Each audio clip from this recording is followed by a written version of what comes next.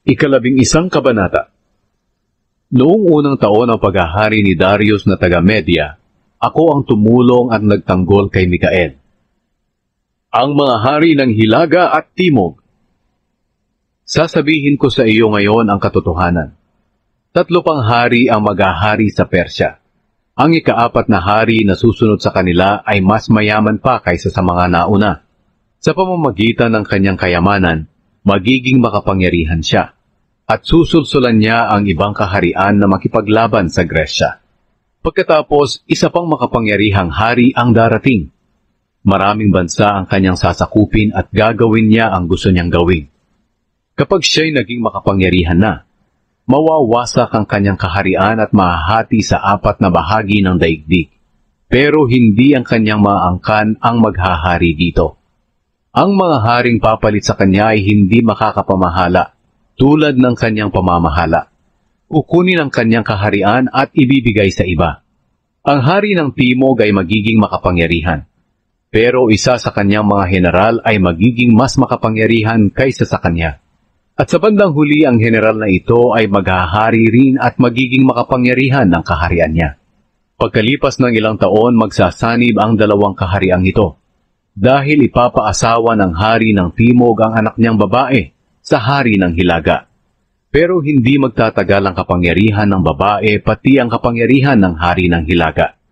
Sapagkat sa panahong iyon, papatayin ng babae at ang kanyang asawa at anak, pati ang mga naglilingkod sa kanya. Sa bandang huli, maghahari sa Timog ang kapatid ng babae. Siya ang papalit sa kanyang ama. Lulusubin niya ang mga sundalo ng hari ng Hilaga at papasukin ang napapadirang lungsod nito, at magtatagumpay siya sa labanan. Dadalhin niya pa uwi sa Ehipto ang mga Diyos-Diyosa nila at mga mamahaling ari-arian na yari sa ginto at pila.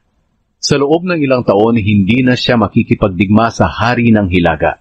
Pero sa bandang huli, lulusubin siya ng hari sa Hilaga.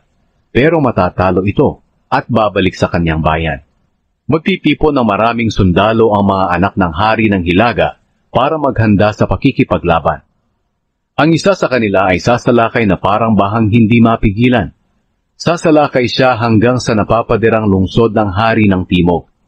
At dahil sa galit ng hari ng Timog, lalabanan niya ang hari ng Hilaga at tatalunin niya ang napakaraming sundalo nito. Sa kanyang tagumpay, magmamataas siya at marami pa ang kanyang papatayin, pero hindi magtatagal ang kanyang tagumpay. Sapagkat ang hari ng Hilaga ay muling magtitipon ng mas marami pang sundalo kaysa sa dati. At pagkalipas ng ilang taon, muli siyang sasalakay kasama ang napakaraming sundalo, dala ang napakaraming kagamitang pantigma. Sa panahong iyon, marami ang maghihimagsik laban sa hari ng Timog. Isa na sa mga ito ang mga kababayan mong Israelita na mapupusok. Gagawin nila ito bilang katuparan ng pangitain, pero matatalo sila. Sasalakayin ng hari ng Hilaga ang isa sa mga napapadirang lungsod sa Timog. Kukubkubin nila ito at papasukin. Walang magagawa ang mga sundalo sa Timog pati na ang kanilang pinakamagaling na mga kawal, dahil hindi nila kayang talunin ang kalaban.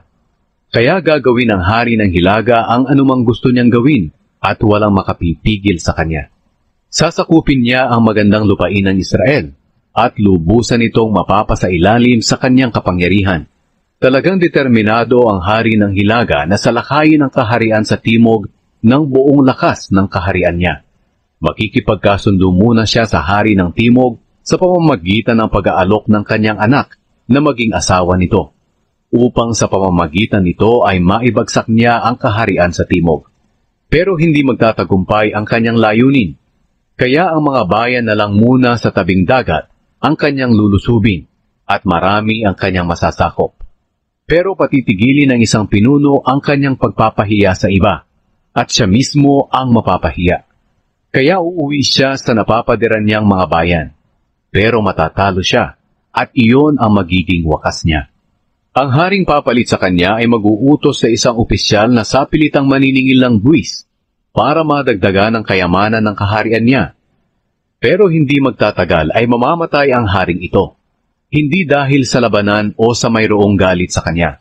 Ang papalit sa kanya bilang hari ay taong hindi kagalang-galang at walang karapatang maging hari. Sa hindi inaasahan ng mga tao, bigla niyang sasakupin ang kaharian sa pamamagitan ng pandaraya. Maraming kalabang sundalo ang kanyang papatayin, pati na ang punong pari. Makikipagkasundo siya sa maraming bansa, pero dadayain niya ang mga ito sa bandang huli. Magiging makapangyarihan siya kahit maliit ang kaharian niya.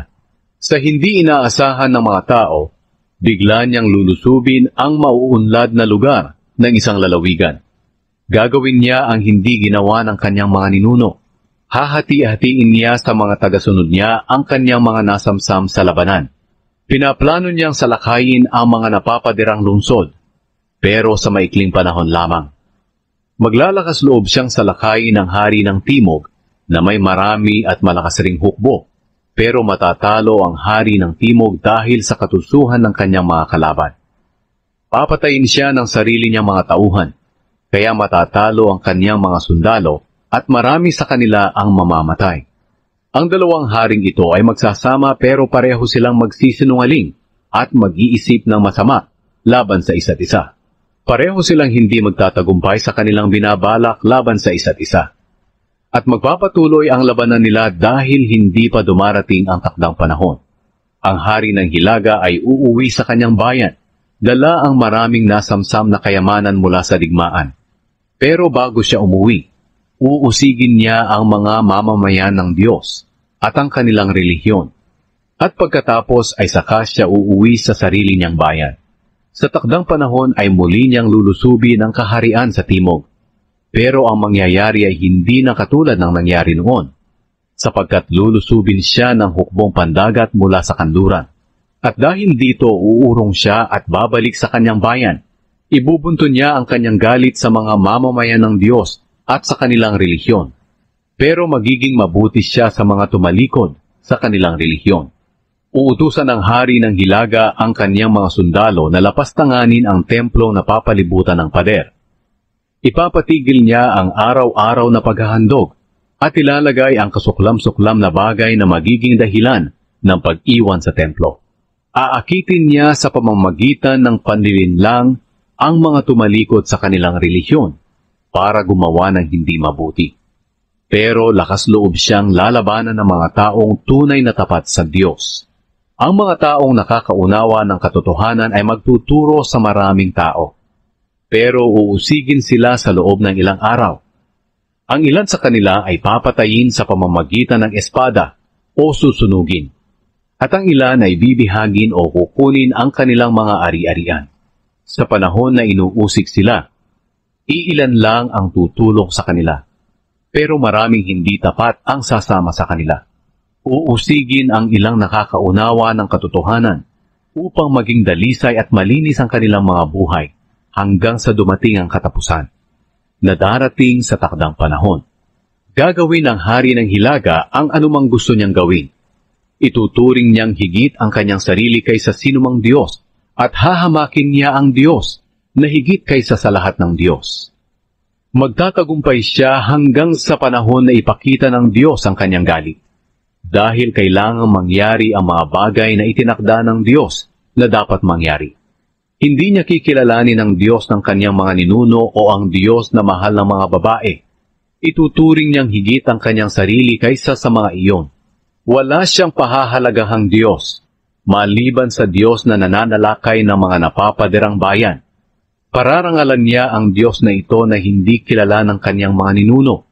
Hahandugan niya ito ng mga ginto, pilak, mamahaling bato, at ng iba pang mamahaling mga regalo.